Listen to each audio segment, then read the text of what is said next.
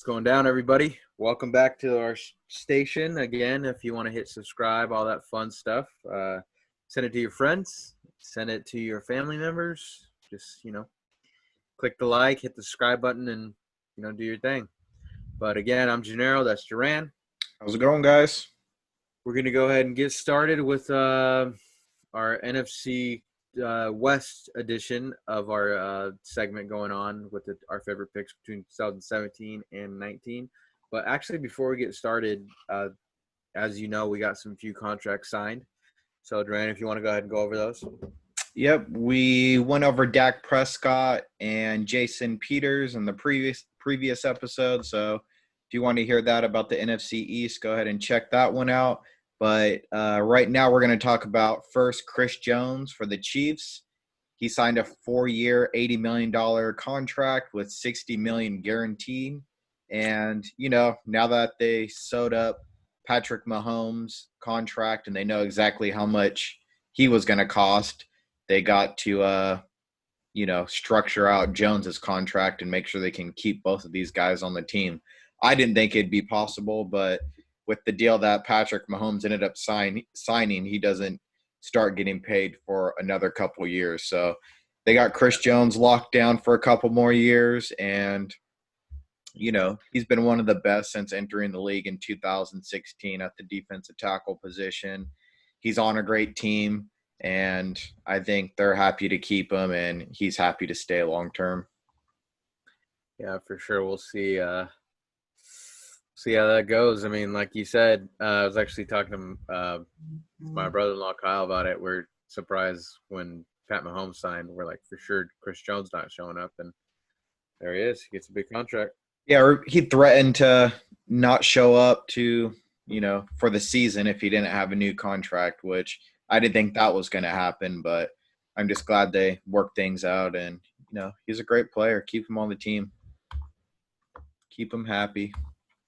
Next, we got Myles Garrett. He got an extension, a 5-year extension worth $125 million with $100 million guaranteed. So, he was the fourth? Yeah, he's the fourth first-round pick to sign an extension for the Browns since 1999. So, man, they just don't hit on many of those first-round picks. It's kind of sad. But Myles Garrett, we all know he's worth it. He's one of the best young pass rushers in the game. PFF ranked him number 1 in pass rush win rate. He had his little conflict on the field last year. They thought that might hamper his contract negotiations and stuff. But, he's a great player and a player I'd love to have on my team. I'm glad they're keeping him around. What do you think? For sure. He's definitely a stud. I'm glad that he's getting paid. Just do wish that he was on a different team. I mean, it's the Browns. I mean, just thinking he can thrive elsewhere, but hey, he's getting paid.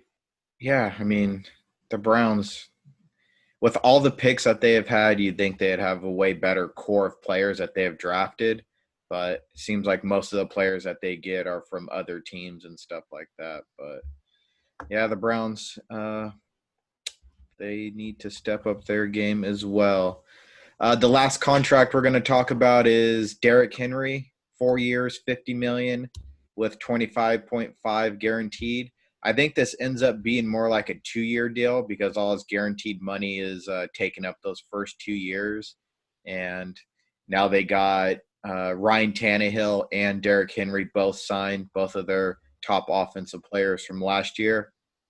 Henry definitely balled out towards the end of last year. I think he's the one that really led them to the playoff, that playoff run that they had. And he really just beats up on defenses and allows Tannehill to take advantage of the passing game after that. He led all running backs last year in attempts, yards, and touchdowns. So I just think it's a good deal. I'm glad he's staying there too. We'll see if he could repeat it again this year. No running back has been the league's leading rusher back-to-back year since actually one has since the year 2000, and that was LaDainian Tomlinson. So That just shows it's really hard to do. Only LT was able to do it. And, once you do it 1 year, teams just seem to focus on you and make it the goal to not let you rush all over them. So I know he'll be a big focus on defensive coordinators this year and see if they could stop the human giant. Yeah, we'll see. And actually, we got a little update right now. So it looks like all NFL teams got the clearance to go to training camp come 28th. It looks like the Nice. rookies are going to be reporting the 21st. Perfect. Well, it seems like things are getting a little bit back to normal for the NFL. I just hope that, once they start opening up these things and games start going, that it stays open. I don't want anything stopping in the middle of the season. I think that'd be the worst. Yeah, hopefully everyone stays healthy and everything as well. Yep. But all right, you ready to dive into it? Yeah, that's it for news. I'm ready. Start. Right. So to get started, we're gonna go ahead and go with the NFC West. Arizona Cardinals, the LA Rams, San Francisco 49ers, and the Seattle Seahawks. Perfect. All right, and we're going to start off in alphabetical order here. So we're going to go with the Arizona Cardinals. Yep. 2017, Hassan Reddick, Mm-hmm. knew about him. I think that he's needs to go to a different team because they're not utilizing him right. They keep on trying to switch his position to, edge rusher, hand in the dirt, stand up outside linebacker, just to be an outside linebacker. They need to figure that out. Buda Baker, we know a lot about him. Mm-hmm. Chad Williams, Dorian Johnson, Will Holden, TJ Logan. And then Rudy Ford. Yeah, I remember Hassan Reddick. He really shot up the draft boards. I think it was after the combine, or maybe it was even the Senior Bowl. But he was one of those guys that they pegged as being just an all-round, guy that he was kind of a tweener everywhere you put him, but he was a freak athlete, and I thought he was going to be way better than he has been. He was picked number 13 overall, which I think was a little high even for how much I liked him. But yeah, he's a guy that I think has way more potential than they're getting out of him. Buda Baker, he was a guy that I liked. I know he's a little bit undersized, but I thought he had the skill to play in the NFL, and he showed that he does have it. After that, Chad Williams down. Not really a fan of any of those guys. So, yeah, Buda Baker was probably my favorite out of that one draft class. 2018. You're frozen. Cunningham. Hey, Chase Edmonds starting to come onto his own now. G, you froze. Can you hear me? Yeah, I can hear you. All right, start over with 2018. Okay. 2018, Josh Rosen. We all know him. He's no longer with the team. Christian Kirk, was a big fan of him coming out of A&M. Mm-hmm. Mason Cole, no biggie. Chase Edmonds coming into his own now. Didn't really know him coming out of Fordham. And then you go Christian Campbell and then Corey Cunningham. Yeah, this was Christian Kirk. Yeah, this draft, Josh Rosen, I would have never guessed his career would take that path, and he's just never really landed anywhere. And I struggled a lot. I kind of feel bad for him, but Christian Kirk, Mason Cole, those are probably the two other guys in that draft class. Yeah. So 2019 has been my favorite class of theirs. Yep, definitely. I think this is when they kind of got a slap in the face and they started drafting a little bit better because And a new coach. Were good and a new coach. Yep. So it goes in Kyler Murray, Yep. stud. Yep. Byron Murphy, Andy Isabella, Zach Allen, Hakeem Butler, Deontay Thompson, Keyshawn Johnson, Lamont Gilliard, Joshua Williams, Michael Dugby, and Caleb Wilson. I'm pretty sure I remember watching every single one of these players. I don't know Gilliard. Yeah, a lot of the lineman guys I don't know. I don't know Dogby, Caleb Will. So they're sixth and seventh rounders. I don't really know. I do remember Keyshawn Johnson. This was a draft class where, of course, they number one overall pick Kyler Murray. They got their starting quarterback finally, and Mhm. some solid starters and contributors in this class. So Yeah, I remember um, definitely watching a lot of him, at Oklahoma, tearing up the Big 12 over there. mhm. Um, yeah, I remember Gilliard only because I was looking at some centers and, I got to see a couple films of him. The only guy I don't really remember is Joshua Williams, uh, tackle out of Morgan Joshua State. Miles, Miles, yeah, you got it. tackle out of, yeah, see, I don't remember. Yeah, didn't even remember that. Who'd you go with? Who was your favorite? uh, it's out of all of them, I actually went with Buddha. Okay.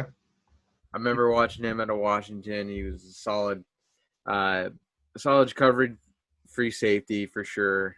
Um, he came in right away. Started as a true freshman over there. Was listed, to the first team All Pro in 2017. Now that he's in the league, but he was consistently on the All Pac-12 team, first team as well at that. Um, Started from a freshman, sophomore, and junior, and that's when he exited to go to the NFL. But watching him play at Washington, he was definitely all over the place, and he's still doing that today, especially against his performance. It wasn't really to shine about, but him and George Kittle had a nice little battle. Definitely give George Kittle a run for his money that game, but yeah, senior year, or not, he didn't go senior year. Junior year, he was definitely a stud. Started off 14 games.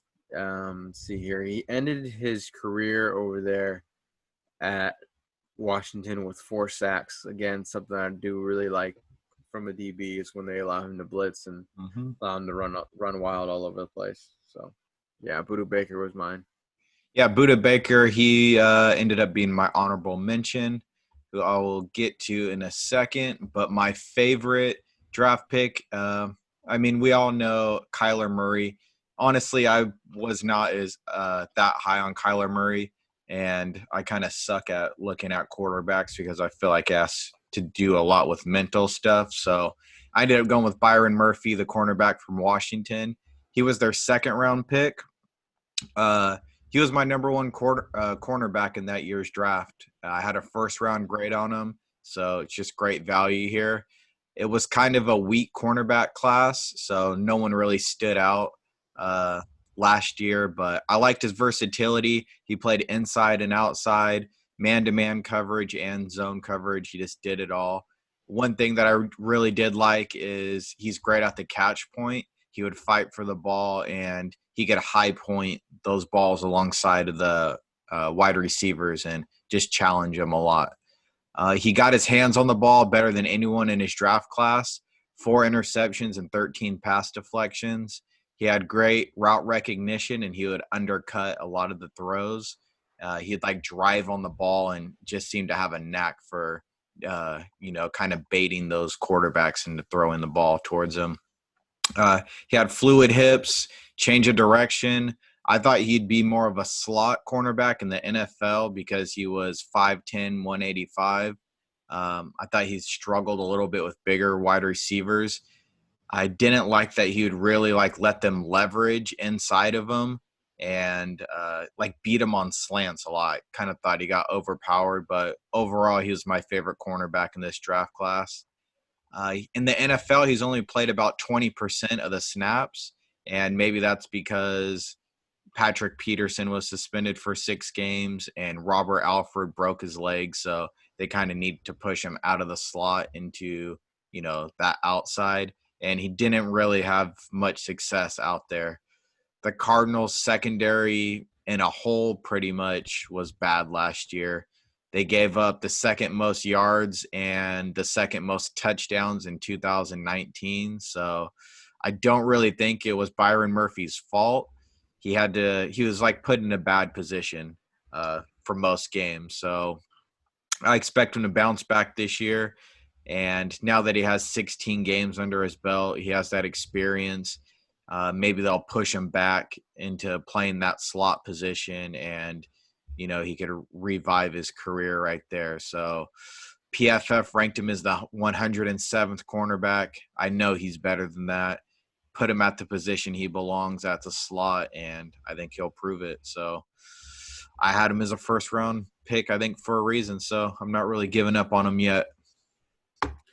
Yeah, he was actually my honorable mention. Okay. Yeah, I know we're high on him. It's funny we both go with the Washington backfield, Yeah, just a year apart. Yeah, Washington backfield. So yeah, I like Budda Baker too, and he was my honorable mention. I narrowed it down to it was either going to be him or Christian Kirk. So I went with Budda probably because he was my number 5 safety, and I had a second round grade on him. I think Kirk I just had a little bit lower than that overall. So Budda Baker, he also was number 2 on their whole defense and snaps. So he's just been solid for them. He's probably the most versatile and most consistent player in their secondary, and he just plays pretty solid. I mean, I know Patrick Peterson's there, but he did miss those games and didn't have his best season last year. So, like you said, he lines up everywhere. I like him mostly at free safety, but also in the box. But he's a do-it-all type of guy. He produced a lot at Washington. His stats were great. He was undersized, 5'9", 5'10" type of dude. But I just think the tape didn't lie on him. He's a great player, and he made a first-team All-Pro in 2017 in the NFL.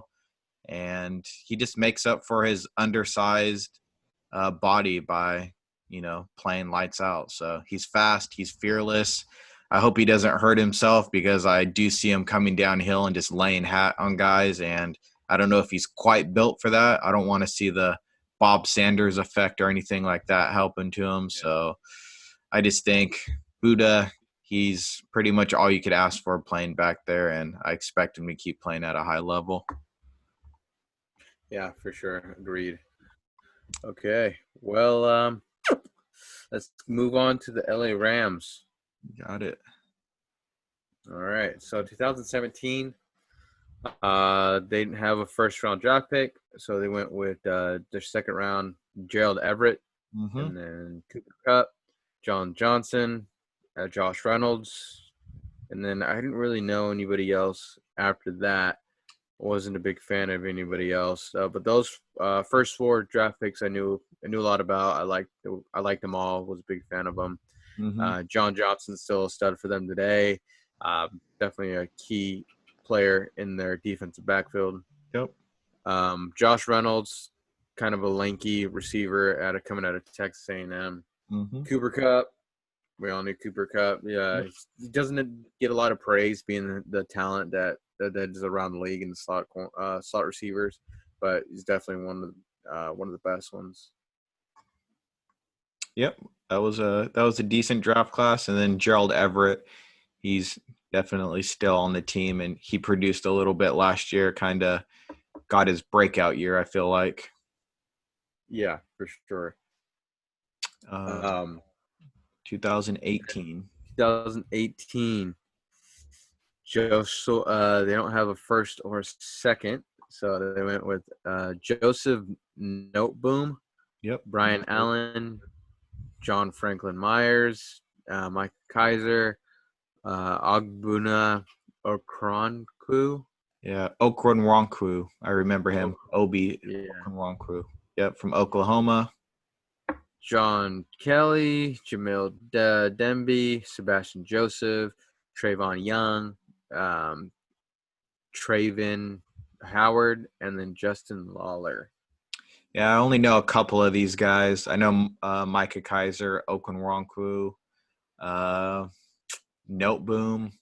Didn't really know. All I really knew was Kaiser. I mean, I wasn't a fan of anybody else, really. Yeah, didn't really like this draft class. So let's go to 2019. A little bit more familiar faces. In Tyler Rapp, another one of those key guys out of the Washington backfield. Yep. Daryl Henderson, he definitely changed the pace type of guy coming out of Memphis. I like him coming. He's definitely a stud. Deceiving speed is all I got to say about him. He's definitely faster than how he looks. David Long, Bobby Evans, Greg Gaines, David Edwards, Nick Scott, and Dakota Allen. Dakota Allen, I recognized him coming from the Last Chance U. And went back to Texas Tech, balled out for sure. I like him a lot. I like two guys out of this, Taylor Rapp and David Long. I thought David Long would be a little bit better than he has been, but this is just a team, it's kind of hard to pick because they haven't had a first-round pick or any quality picks in the last 3 years. Really, since getting Jared Goff, they've kind of traded him away for top talent. But, yeah, it was kind of hard to pick a guy out of this one. But I ended up going with Cooper Kupp. He was their third-round pick. He was my number 6 overall wide receiver with a second-round grade. And he's one of those guys that just showed he could play at the Senior Bowl. That's when I got my eyes on him. He was very productive in college, over 400 catches and 6,400 yards, 70 touchdowns. That's just dominant. He did play in the Big Sky Conference at Eastern Washington, so those are the numbers you want to see playing against that type of competition. My notes back from the scouting report that I had on him, the things that I liked: sharp routes, create separation, efficient release, and sure hands. As you can see, all that stuff is pretty much translated to the NFL. The negatives that I had on him were deep separation, instant burst, and weak competition. So he can't help the weak competition. He dominated there, but sometimes that could fool me. So his deep separation, instant burst, he's just not one of those guys. He ran a 4.61 40 and didn't really test well at any of the jumping events. But where it really showed that he could play the slot position was in the 3-cone and short shuttle. He did really good there, and it kind of reminds me of like Julian Edelman. That quick change of direction is where they make their money, and they excel in those sharp route running and things like that, where their deep speed just really isn't needed. I do feel like Cooper Kupp, his deep speed, you see him with his yards after the catch stuff. I mean, he has speed. He can make those big plays, but it's just not one of those elite guys. I think his play speed is definitely better than his 4.61 40 that he put up at the combine. So, for the Rams, he plays that slot position, and he's been really good, becoming Jared Goff's main target and safety valve, especially I feel like on 3rd and 4th downs when it really counts. Unfortunately, he did have a year where he tore his ACL, and he was great before the ACL tear. He came back and was probably even better. He showed that, he put in the time and really came back maybe a little bit stronger and better than he was before. So I just only expect him to get better, and he might even be more productive this upcoming year because Brandon Cooks did get traded to the Texans, so he won't be on the team anymore. And I don't think he was their number 1 receiver because Cooper Kupp did get way more targets, but, that just opens up even more targets for him. I think the problem they're going to have with him is re-signing him because they have a lot of big contracts on this team. I think Jalen Ramsey will probably be the priority here. So I think it'll be a big loss if the Rams let him go. And, I just think there's going to be a big market for him. He's so QB friendly, and, that slot position, a lot of young quarterbacks would love to have Cooper Kupp just being that consistent. And I think they're going to have to open up some cap space to keep him because that'd be a huge loss for Jared Goff. Exactly. Losing one of his best friends on the team. Yeah. He's definitely one, like watching him at the Senior Bowl. Just a stud all around. great routes. It was hard to watch actual film on him because he went to East Washington State or Yeah. East Washington, and that to say that field was easy to watch. Oh, yeah. I mean, I think you're lying, but man, that field was just super hard in the eyes. But like to watch him at the Senior Bowl. I got to see a little bit more of him, and definitely fun to watch. Yeah, I hate that I have to put in his negatives weak competition because it's not his fault, but I have been fooled by seeing those guys dominate, weaker competition. So Cooper Kupp, we see his teammate out of East Washington State still making a name for himself in Kendrick Bourne. So, okay. I didn't know Kendrick. All right, so my honorable mention for being that Cooper Kupp was the same choice, my honorable mention was actually Taylor Rapp, 2019 draft pick in round 2. Yep. He was one of my favorite guys to watch. Wasn't my favorite safety, got picked where I kind of assumed we would be. Yeah. But the Rams got a good player, solid player coming out of Washington. Enjoyed watching him play for sure. He came out only after his junior year. I think what kind of hurt him as well is he didn't run the 40. I think he actually got hurt. I'm not 100% sure as of why, but he had a great 3-cone at 6.8. He, like I said, while watching him it's always fun to watch Washington backfields back there. A solid player for sure. But yeah, he's my honorable mention, so I won't go in too much further detail about him. But yeah, what about you? Who's yours? Yeah, I got the same guy. I like Taylor Rapp. He was my number 2 strong safety, so I had him behind Jonathan Abram, who went to the Raiders. But what I like the most about Taylor Rapp is in college he had like that instant downhill speed, and I think he plays the best moving forward. He was good at finding the ball, like when running backs were breaking through the line and making a hard hit. He's a reliable tackler, but I didn't really like his man-to-man coverage or when he had his back to the ball. So you just have to use him in the right spot. And, he just never really seemed to make consistent plays on the ball. And now that he's in the NFL, I kind of feel the same way. I like when he's moving downhill, but not so much in coverage. He did give up a couple big plays last year. I don't know if you remember him and Ramsey kind of getting into it where I think he like pushed a zone coverage. He just played way too far outside and allowed a big. Yeah, that was a third and 16 against the 49ers. The Niners. They let Emmanuel Sanders go and make that catch. And that's exactly what I wrote down was his weakness in college. So you could see he had his, he's moving backwards. He's not moving forward and just lets big plays sometimes get over his head. So I think you could, I think Taylor Rapp's a good player. You could probably chalk that up to a very smart offensive coordinator taking advantage of him as well. So I think that he still has a lot of potential. He just hasn't shown it all in the NFL quite yet. All right. Now going into my San Francisco 49ers, NFC champions. Hopefully to repeat. All right. We go right into 2017, which was the first draft between the Shanahan, John Lynch era. They started off the gate with 2017, Solomon Thomas, Reuben Foster, Kilo Witherspoon, C.J. Beathard, George Kittle, Trent Taylor, DJ Jones, Peta Tampinu, forget how to say his name, and Adrian Colbert. Did you skip Joe Williams there? Oh, yeah, Joe Williams. Joe Williams, the running back as well. I think George Kittle and maybe Trent Taylor too kind of saved this draft class. I kind of feel like this is a underperforming draft class. I mean, I don't know because DJ Jones is now the starting. He's the starting nose tackle. He's solid. I mean, you got to see what he's going to do against. You watch his tape against what he did against Russell Wilson. He's definitely a stud.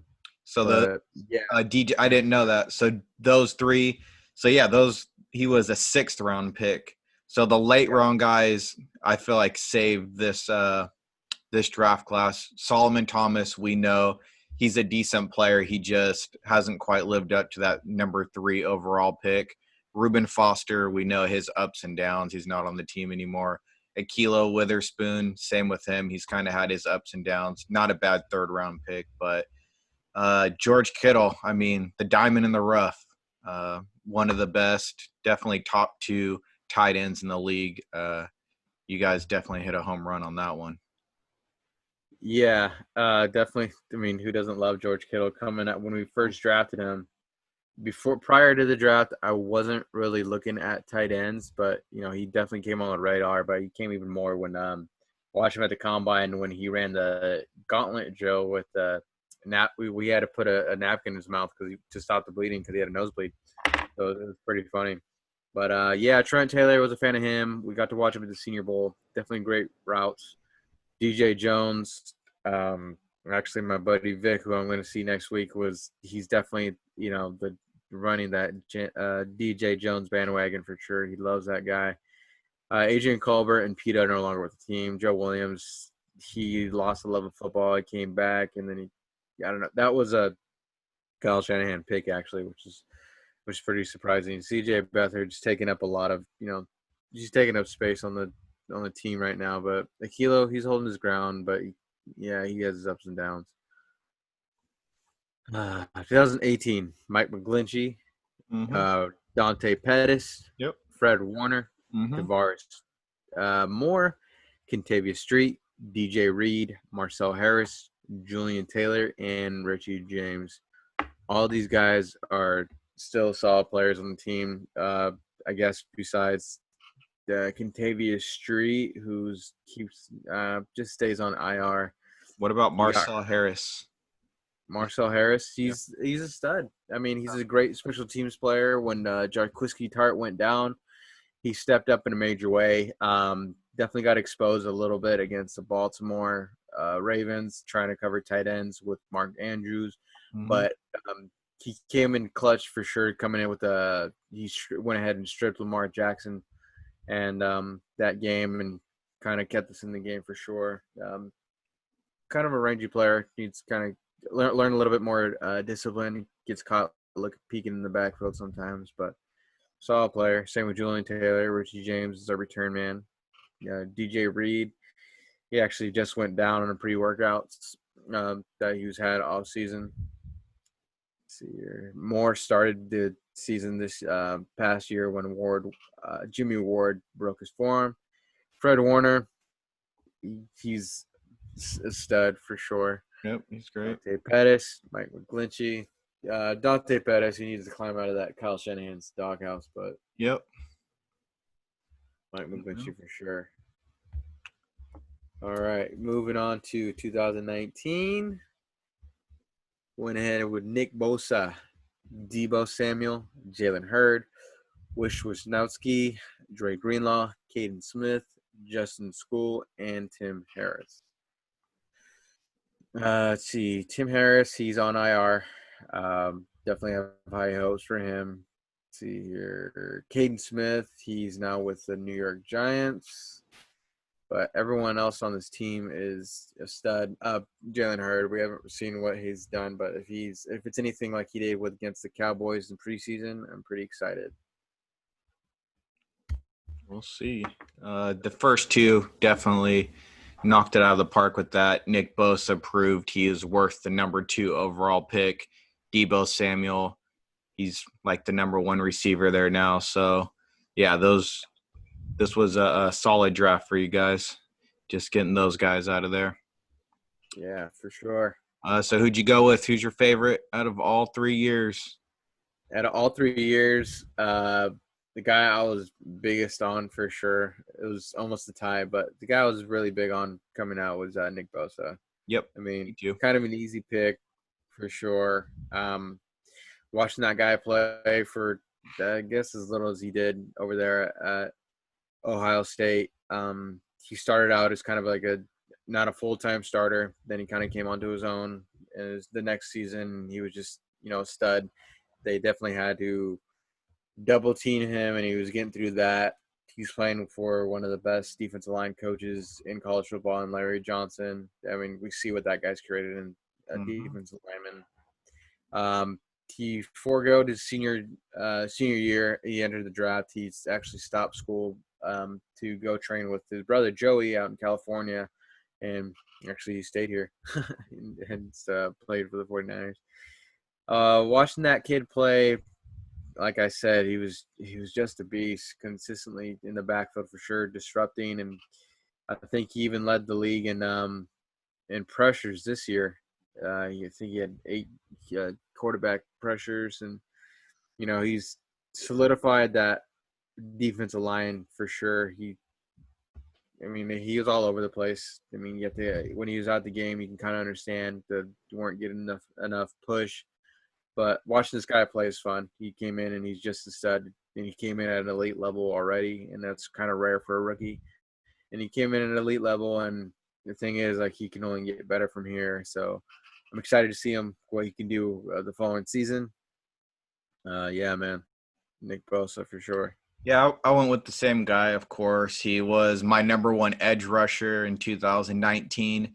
He was just the best defensive player in that draft. And I only had one person that was even close to being in his tier, and that was Josh Allen, the Kentucky edge rusher. He was number 2. And Nick Bosa, I mean, it doesn't get much better than this. Like you said, Ohio State edge rusher. I liked when he was coming out. He just had great speed around the edge. He had hand technique. He had elite bend. And, those are all 3 things you need to play in the NFL defensive end. He did have pretty low stats for a top 5 pick with only 8.5 sacks and 19 solo tackles. But, I mean, his film just didn't lie. And then you add in his combine results that just planted him as for sure top 5 pick. Everyone liked watching him play. He killed it his rookie year. Of course, he ended up earning Rookie of the Year in the NFL, and he was part of probably the best defensive line in the NFL alongside Buckner and Armstead. So PFF ranked him as the number 8 pass rusher, and he showed he could be just an every down player. So, like you said, the sky's the limit for this guy. I expect him to get into those double-digit sacks and just getting better each and every year. So, he's probably the new leader on that defensive line, and, he'll be there a long time. Hell yeah, for sure. Honorable mention? Honorable mention, as you know, coming out, coming out in 2018, I was a huge, huge fan of Fred Warner. Mm-hmm. He's not gonna. People might say that I'm lying, but you're there to witness. I was high on him, even before I knew that he was gonna get picked by the 49ers. This guy was a stud for sure. Watching him at BYU, watching him fly around, getting he's definitely a solid outside linebacker over there for him. He ended his career over there at BYU for 6.5 sacks. Coming out of actually high school, he was actually ranked like one of the top outside linebackers in the whole nation. Mm-hmm. But this guy was a stud. Got to see him a little bit when he had a Senior Bowl invitation. Got to see a little bit more him for sure. And yeah, I watched a lot of his pre-workouts as well. I know he had a pre-workout with multiple teams, and one of them actually was the 49ers. But he was a great. I don't know. He was just a great player to watch. He definitely had fun tape. It was flying all over the field. If he wasn't making the tackle, he was definitely like in inches of making it, and all around there for sure. And yeah, it still relates in the game today. He's definitely one of the best linebackers in the game. Outside of Bobby Wagner, I still think actually Fred Warner is one of the best. And that's not with me being a homer. He's just a very unappreciated, underrated type of player. Yeah. Fred Warner definitely a stud. There's also guys out there, Darius Leonard, who was a killer that year, Deion Jones, Bobby Wagner, Eric Kendricks. There's a there's some good linebackers out there, but Fred Warner's definitely showed he deserves to be in that conversation. My honorable mention that I went with actually was Solomon Thomas. He was my number 2 defensive lineman that year, and the only guy I had him behind was Myles Garrett. So I thought he was worthy of that pick, and he was one of those guys that was kind of like an edge rusher, defensive tackle type of dude. I liked him best inside. I thought he could play the run pretty well, and then he could bring some pass rush ability from that tackle spot. But I thought it was mainly because he's just a better athlete than most guards could be. And to top it off, he just had a motor that never stopped. That was one of my biggest notes on him. In the NFL, he does play the edge, and I think he does decent versus the run, but I don't like him too much as a pass rusher. He's, like I said, he's like got that tweener kind of athleticism. It's like, to me, I feel like he doesn't have the explosiveness to kind of play the edge, but he's not really built to be an interior guy. So, I mean, it's pretty hard to live up to a number 3 overall pick, and I don't think he'll ever get there. I just don't see enough dynamic type plays for him. And we know the Niners declined his 5th-year option, and I don't know where he'll go from here. Maybe bulk up and move inside the next place he goes, but I definitely missed on this one. Yeah, I thought he'd be more of an elite player, but Solomon Thomas got to put it all together. Yeah, agreed. Definitely needs to put it together. I know they declined it, but I think they'll bring him back on like a 1-year kind of prove it deal. So they don't have to use a franchise tag, maybe something cheaper. Yeah, no, I don't think they'll franchise tag him. I just think once these guys get a taste of that free agency, it gets so hard to turn down a big deal. Maybe he wants to change his scenery and try to it just gets tough once these guys hit free agency and you're not going to use that franchise tag. Yeah. All right. So let's move on to the last team here to kind of wrap this show up. Go on to the Seattle Seahawks. Seattle Seahawks. All right. Yeah, this is another team that they just draft their players and they do solid as long as Russ is on the team. Yeah, they like have their own guidelines for drafting. They stick to them, and they're not afraid of what anyone says about their draft picks. So 2017, Malik McDowell. Yep. No first-round pick. Malik McDowell's in the second. Ethan Poddick. Shaquille Griffin. Yep. I liked him coming out of Central Florida. Delano Hill. Nazir Jones. Ara Darba. Tedrick Thompson. Michael Tyson. Justin Sr., David Moore, and Chris Carson. Yeah, Chris Carson. I didn't realize he was their very last pick. But, yeah, they got some starters.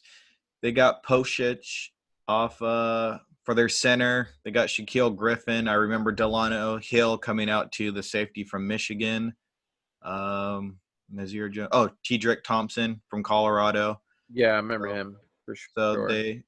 So for not having a first-round pick, they got some guys out of it. I remember Darbo, but I wasn't a big fan of him, and I'm surprised he went in the third. But yeah, I remember him being one of my lowest-graded wide receivers. Exactly. That's why I was surprised he went in the third. Yeah, I remember. All right. Wasn't. Speaking of some guys that were low on my list, they started 2018 choosing Rashard Penny.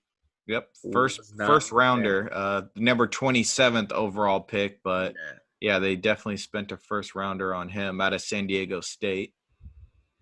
Rasheem Green, Will Dissly, and remember those guys watching them in the Pac-12. Shaquem Griffin, Shaquille's twin brother. See Trey Flowers, Michael Dixon, Jamarco Jones, Jacob Barton, and Alex McGow. I remember Michael Dixon for sure, the punter out of Texas. Shaquem Griffin, like I was saying, definitely a stud. Had a solid story. Let's see, Trey Flowers, solid player out of Oklahoma State actually for them. And then, of course, they got Will Disley, who broke out last year. He ended up getting hurt, but I thought he showed a lot of promise, just being a pretty Yeah. solid tight end for the team. And Russell Wilson seemed to trust him. So I think he'll be back and ready to play next year. Yep. Let's see here. 2019, LJ Collier was another Yep. surprising pick. Mm-hmm. Marquise Blair, I liked him out of Utah. DK Metcalf, Yep. solid dude. Cody Barton, I liked him a lot at Utah. Gary Jennings, got to see him at the Senior Bowl, so I thought he was pretty stud. Phil Haynes, Ugwa Amadi, Ben Kerr Carvin. Is that how you say it? Ben Kerr Carvin. Ben Burr Carvin. Yep. Travis Homer, Lloyd Christmas. Just kidding. It's DeMarcus Christmas. And then John Urswa, receiver out of Hawaii. I'm a little bit more familiar with this draft class. Wasn't too high on all of them, but definitely the only person I was really, really high on was DK Metcalf, and he was actually my choice for this. But yeah, I remember Travis Homer. I thought he was actually a solid player over that Miami, and he's a core special teamer for them for sure. Got to carry the ball a little bit when everybody went down for them at running back, and before they brought in Beast Mode back. Yep. John Urswa, I remember him at Hawaii. He only had one catch actually in the last season, one catch for 11 yards. Let's see here. Yeah. Well, like I said, yeah, my choice was DK Metcalf. I know his college career was limited because of injuries. Pretty sure it was like a huge neck injury, right? He broke his neck. Yeah. Yeah, broke his neck. But that year he was one of my top receivers last year coming out for sure. Was excited to see him play. I think I had him behind his running mate AJ Brown and then Deebo Samuel. Then I had DK Metcalf. Physical freak. If you look at him, everyone always says, "Man, like you got the Superman." Because if you look at him, I mean, you remember that picture of him, AJ Brown, and everybody. You know, he's definitely a stud. And then his combine numbers definitely solidified that statement. Running that 4.33 was amazing, and his vertical jump being at 40.5, broad jump with 11.2, and 27 reps on the bench press. That was amazing. Definitely, fun to watch. And people was concerned with him was his limited route running, but I think they really know how to use him. If you just run straight with Russ Wilson's arms, only good things can come. And he's definitely reaching out to former players like AJ Brown, and then working out with his Marquise Brown for sure. He's a stud. Loved watching him play, and unfortunately he's in the Seattle uniform, but I still enjoy watching him play. You can't miss him. That big physical freak. Yeah, man, kid's a stud. I like him for sure. Yep, I went with DK as well. Of course, like you said, he and AJ Brown really impressed me, being those Mississippi wide receivers. I had DK as my number 2 wide receiver that year behind Marquise Brown. DK was just that size speed combo type of guy, your typical X receiver, and he could beat press man from elite DBs. And he could even get over with that deep speed, he could get over the top of DBs and stack them and make plays down the field. So I really like that. You mentioned a little bit of it. The negatives I had were limited route tree. Most of them were like in-breaking routes and deep routes. But, that's clearly his strength. He shined out the combine, like you mentioned as well. The 4.33 at 6'3", 228 pounds is just really impressive. It's like not many guys could do that. And then the big deal was he didn't have a good 3-cone, but that's just not his game. The 3-cone stuff is kind of like opposite of what Cooper Kupp did. Cooper Kupp was way better at the 3-cone stuff, but not with the deep speed. So, there's all different types of wide receivers in the NFL. Now that he's in the NFL, the Seattle Seahawks just use him perfectly, especially with Russell Wilson's elite accuracy. Lockett playing the slot. They use him to his strengths, and I just expect him to continue to get better the more that he works out with those guys. It's funny, I heard you mention that he was working out with a couple of veterans and stuff during the off season, and I did see him. He was working with Richard Sherman, and I thought that was a good guy to work out with. I mean, Oh yeah. run routes and stuff. It was Richard Sherman, Bobby Wagner, the Griffin brothers, and Josh Gordon. I mean, those are some of the top guys to work out with. And Metcalf just ended up in the perfect spot. And him and Russell Wilson, I know they're two workhorses that are just continuing to do great. Yeah, agreed. All right. Honorable mention, who do you got? Honorable mention, this was a guy that has really let me down, and I was big on him. 2017 second-round pick, Malik McDowell. He was the defensive tackle from Michigan State. So, like, the public gets, 50% of the information that's available during the scouting season.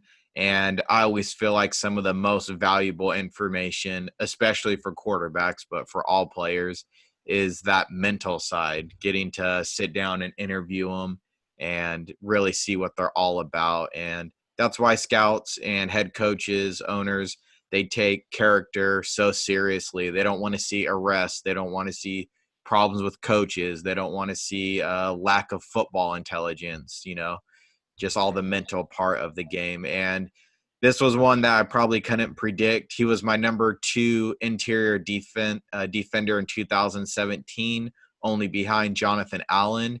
He was very quick off the snap, and he had like that inside swim move that allowed him to penetrate the line and put some pressure on quarterbacks.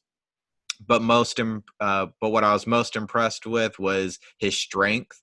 Versus double teams, he was just an anchor at the line of scrimmage, and he never moved. And it's actually pretty funny because on my notes, I compared him to David Irving, and I didn't know that would really extend to off the field stuff. But I know I know he's way worse than David Irving is.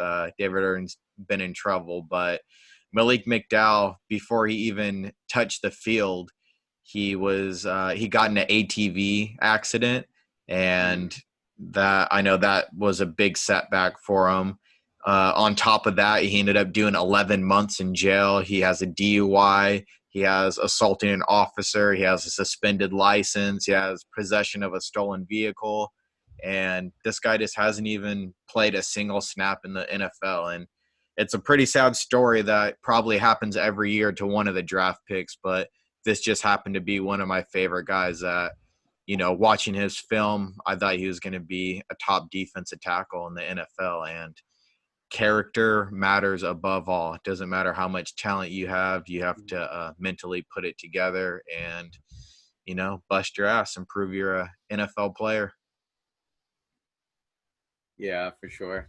I actually went with someone a little bit different, but came in the same round, second round in 2019. I went with Marquise Blair. I liked him coming out of Utah.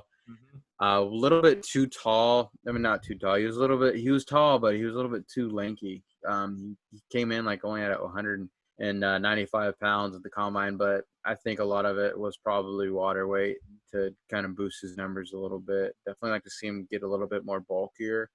Maybe add like 10, 15 pounds of muscle will make the difference.